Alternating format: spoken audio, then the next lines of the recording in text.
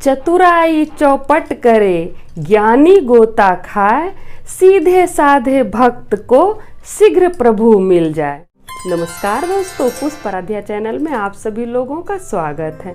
दोस्तों, आज हम आप लोग को फिर से एक बहुत ही सुंदर कथा सुनाने जा रहे हैं कि कैसे एक चरवाहा जिसको प्रार्थना करने नहीं आता था, पूजा पाठ करने नहीं आता था, उससे भगवान खुश हो गए। और एक महात्मा जो ज्ञानी थे, ध्यानी थे, उनको सब चीज़ का ज्ञान था, फिर भी भगवान उससे खुश नहीं हुए।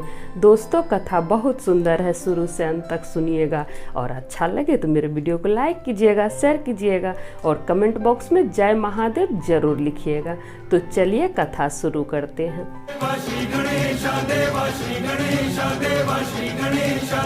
दोस्तों, एक दिन एक महात्मा जंगल से गुजर रहे थे। तभी महात्मा क्या देखते हैं कि एक चरवाहा भगवान से प्रार्थना कर रहा है। चरवाहा फटा चीटा कपड़ा, गंदा कपड़ा पहना हुआ था, नाखून बड़ा बड़ा, बाल गंदा, पूरा शरीर गंदा। ऐसा लग रहा था कि वो बरसों से नहीं नहाया है, पूरा बदबू दे रहा था। और वो प्रार्थना कर रहा था भगवान से कि हे भगवान, एक बार आप अपने पास हमको बुला लीजिए, हम आपका खूब मन से सेवा करेंगे। प्रभु, हम बहुत अच्छा पैर दबाते हैं, मेरा पैर दबाने का तो कोई जवाब ही नहीं है, हम पैर बहुत अच्छा दबाते हैं। प्रभु, जब आप थक के आइएगा तो हम आपका पैर दबाएंगे, आपको घिस घिस के नहलाएंगे, आपके बाल में अगर ढील लीक हो गया है तो उसको भी निकालेंगे। प्रभु, आपका कपड़ा धोएंगे, आपके लिए खाना बनाएंगे, आपका घर साफ सफाई रखेंगे। प्रभु, एक बार हमको बुला लीजिए। अब ये सब सुन के महात्मा को रहा नहीं गया। तब महात्मा बोलते हैं कि अरे चुप कर मूर्ख, तुम क्या बोले जा रहा है, तुम भगवान से क्या बोले जा रहा है।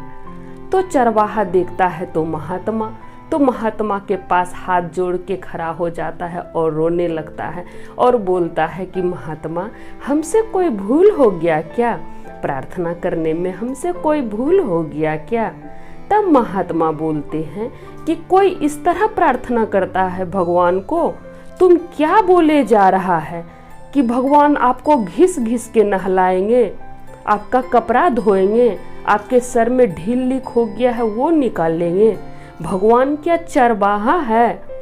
भगवान चरवाहा नहीं है। और तुम क्या बोले जा रहा है कि खाना बनाएंगे, कपड़ा धोएंगे। क्यों, भगवान के पास खाना बनाने वाला कोई नहीं है जो तुमसे भगवान खाना बनवाएंगे।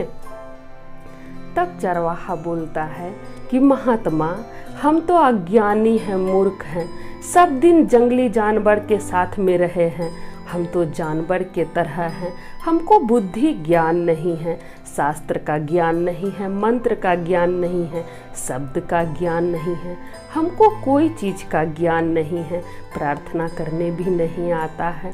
महात्मा, आप हमको ठीक ठीक प्रार्थना करने सिखा दीजिए, आप जिस तरह सिखाइएगा हम उसी तरह भगवान से प्रार्थना करेंगे। तब महात्मा उसको ठीक ठीक प्रार्थना करने सिखा दिए, उसको मंत्र जपने ठीक ठीक सिखा दिए। अब जब महात्मा सिखाएं चरवाहा को मंत्र जपने, तब चरवाहा बोलता है कि महात्मा, ये सब तो बहुत मुश्किल है, ये तो हम भूल ही जाएंगे, हमको याद नहीं रहेगा। महात्मा, एक बार फिर से आप बोल दीजिए। महात्मा एक बार फिर उसको ठीक ठीक प्रार्थना करने सिखा दिए, मंत्र जपने सिखा दिए और महात्मा खुश होके आगे बढ़ गए। महात्मा सोचे कि चलो एक भटका हुआ इंसान को हम सही रास्ता दिखाएं। ऐसा सोच के महात्मा पूरा खुश हो रहा था और आगे बढ़ गए। जब महात्मा कुछ ही दूरी पर गए थे, तभी आकाशवाणी होता है कि महात्मा, तुमको हम धरती पर जोड़ने के लिए भेजे थे, हमसे आदमी को जोड़ने के लिए भेजे थे, ना कि तोड़ने के लिए। तब महात्मा हाथ जोड़ के प्रणाम करता है भगवान को और डर जाता है और बोलता है कि भगवान जी, हम तोड़े कहाँ, हम तो जोड़े। वो गलत प्रार्थना कर रहा था, हम उसको ठीक ठीक सिखाए प्रार्थना करने के लिए, तो प्रभु हम तो जोड़े, तोड़े नहीं। तब भगवान जी कहते हैं कि प्रार्थना का मतलब क्या हुआ। प्रार्थना का क्या मतलब हुआ? ढेर सारा मंत्र पढ़ना, ढेर सारा उच्चारण करना, वही हुआ प्रार्थना? प्रार्थना वो नहीं हुआ। प्रार्थना हुआ जो दिल से प्रार्थना करता है, सच्चे भाव से दिल से जो शब्द निकलता है, वही है असली प्रार्थना। अब तुम चरवाहा को इतना मंत्र सिखा दिया, इतना बोलने के लिए सिखा दिया, अब वो सही सही प्रार्थना नहीं कर पाएगा। वो कभी भी अब ठीक ठीक प्रार्थना नहीं कर पाएगा जो कि वो पहले करता था। हमको रोज उसके प्रार्थना का इंतजार रहता था। वो भक्त मेरा भोला था, वो जो भी बोलता था अपने दिल से बोलता था, और तुम जो सिखाया वो अब कभी भी दिल से नहीं बोल पाएगा। सो तुम उसका प्रार्थना उससे छीन लिया। तब संत को ज्ञान हुआ, महात्मा को, कि असली प्रार्थना क्या होता है। असली प्रार्थना दिल से होता है, ना कि दिखावा होता है। दोस्तों, प्रार्थना दिल से होता है, दिखावा नहीं होता है। ये नहीं कि ढेर सारा मंत्र पढ़े तभी प्रार्थना हुआ।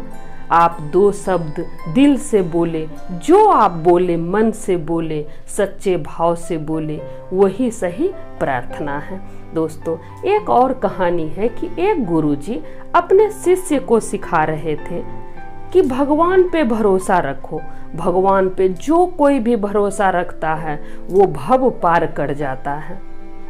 जो भरोसा रखता है वो भव पार कर जाता है। अब उसका ढेर सारा शिष्य में से एक शिष्य बड़ा भोला था। एक दिन वो भोला शिष्य नदी पार कर रहा था। तभी वो सोचा कि नदी पार करेंगे तो हम डूब जाएंगे। फिर सोचा, नहीं, गुरुजी तो बोले थे कि जो भगवान पे भरोसा करता है वो भव पार कर जाता है, भव सागर पार कर जाता है। फिर तो ये छोटा सा नदी है, इसको हम पार कर जाएंगे। और वो मन में भगवान जी का ध्यान करते हुए नदी पार कर गया।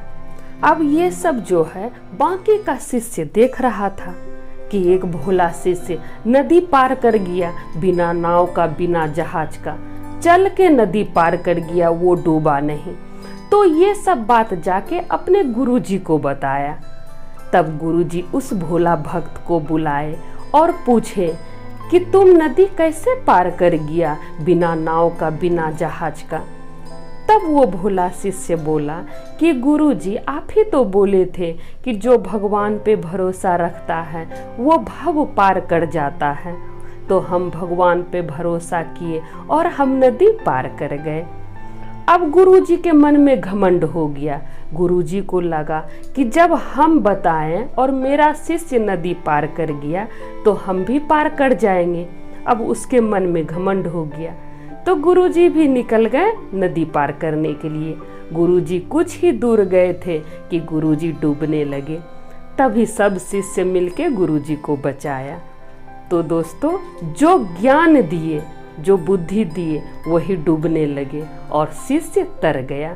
इसीलिए कहते हैं दोस्तों कि चतुराई चौपट करे, ज्ञानी गोता खाए, सीधे साधे भक्त को शीघ्र प्रभु मिल जाए।